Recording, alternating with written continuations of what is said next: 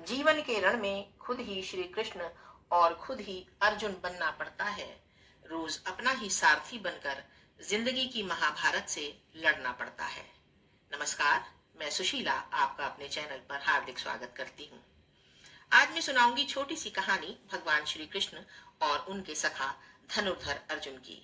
ध्यान से सुनिएगा, बड़ी ही मजेदार कहानी है। एक बार भगवान श्री कृष्ण और उनके सखा धनुर्धर अर्जुन सुबह भ्रमण के लिए निकले। घूम रहे थे वो, तो अर्जुन की दृष्टि एक पंडित पर पड़ी।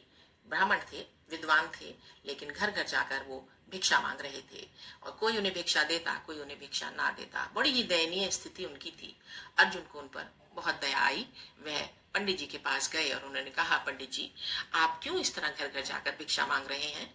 मुझे ये अच्छा नहीं लगता कि एक विद्वान इंसान ऐसे घर घर जाकर भिक्षा मांगे, इसलिए मैं आपके लिए कुछ करना चाहता हूँ।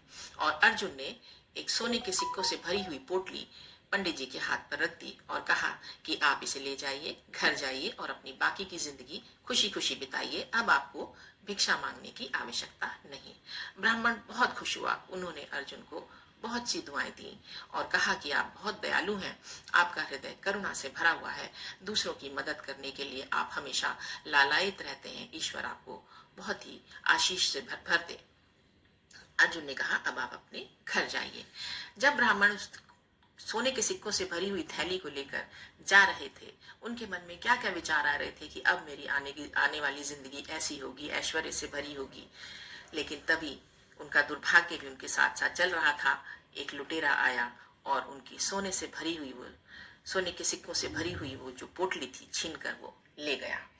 ब्राह्मण बहुत हताश हुआ, निराश हुआ। बहुत ही निराश मन से वो घर वापस पहुंचा। उनकी पत्नी ने उनकी जब इस हालत का कारण पूछा तो उन्होंने बताया कि आज हाथ में आया हुआ धन वापस चला गया। और उन्होंने अपनी पूरी कहानी सुनाई। पत्नी ने कहा, चिंतित होने की आवश्यकता नहीं, शायद हमारी किस्मत में यही था।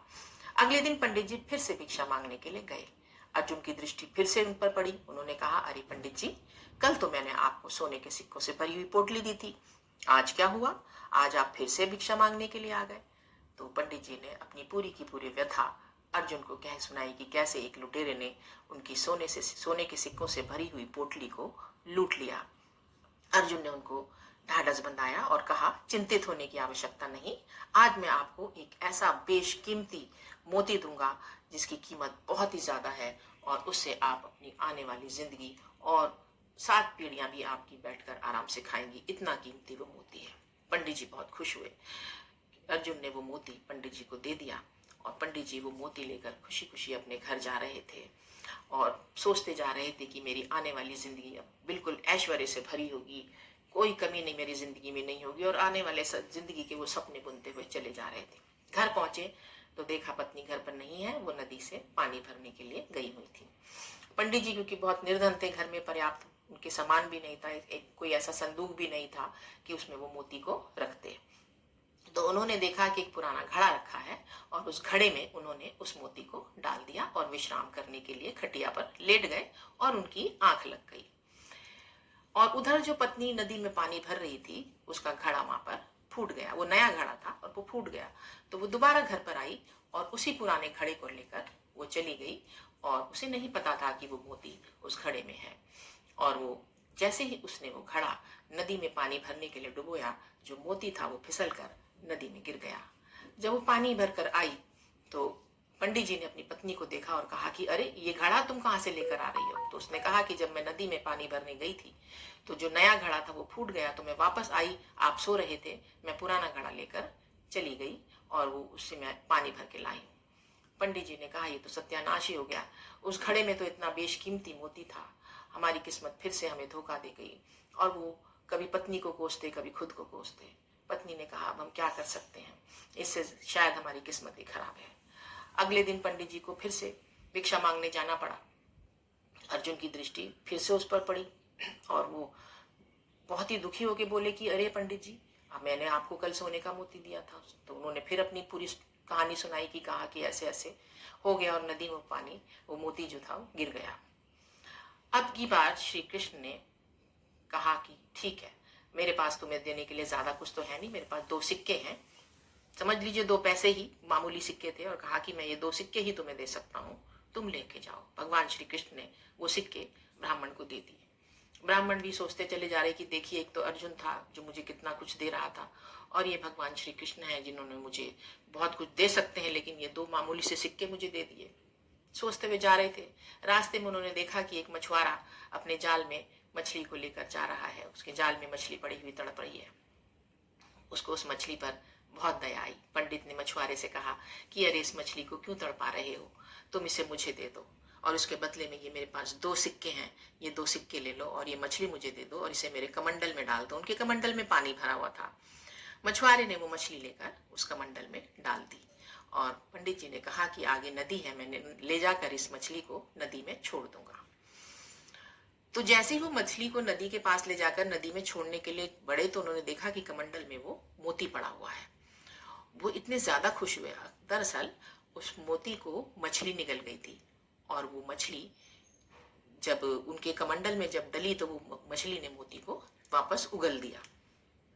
और पंडित जी बहुत खुश हुए। उन्होंने जल्दी से मछली को नदी में छोड़ा और जोर जोर से चिल्लाने लगे, मिल गया, मिल गया, मिल गया। और तभी वहां से वो लुटेरा जा रहा था जिसने कि उनके जो सोने के सिक्के की पोटली थी वो लूट ली थी। और वो बहुत डर गया, घबरा गया कि पंडित जी इतनी जोर जोर से चिल्ला रहे हैं और अब मुझे लोग पकड़ लेंगे और मारेंगे, पीटेंगे और मुझे कारागार में डाल दिया जाएगा। और वो पंडित जी के पैरों में गिर पड़ा कि पंडित जी, कृपया करके मुझे मत मुझे पकड़वाइएगा, और मैं ये लीजिए आपकी सोने के सिक्कों से भरी हुई थैली, और मुझे नहीं चाहिए, बस आप मेरे ऊपर इल्जाम मत लगाइए, मत शोर मचा मचा के लोगों को बुलाइए। और पंडित जी तो बहुत ही हैरान हो गए, क्योंकि उनके हाथों से गया हुआ सोने का जो पोटली थी, सोने के सिक्कों से भरी हुई पोटली, वो भी वापस आ गई, और उनका जो वो बेशकीमती मोती था वो भी वापस आ गया। अर्जुन ने जब ये सब देखा तो वो तो हैरान ही रह गया, और अर्जुन दौड़ के गया श्री कृष्ण के पास, उनके चरणों में गिर पड़ा और बोला, भगवान, ये आपकी कौन सी लीला है? भगवान, आपने ये क्या कर दिया? मैंने उस पंडित की मदद की, उसको सोने के सिक्कों से भरी हुई थैली दी, कीमती मोती दिया, तब उसकी जिंदगी में कुछ परिवर्तन नहीं हुआ, और अभी आपने सिर्फ 2 सिक्के दिए, 2 पैसे दिए और सारा खेल पलट गया।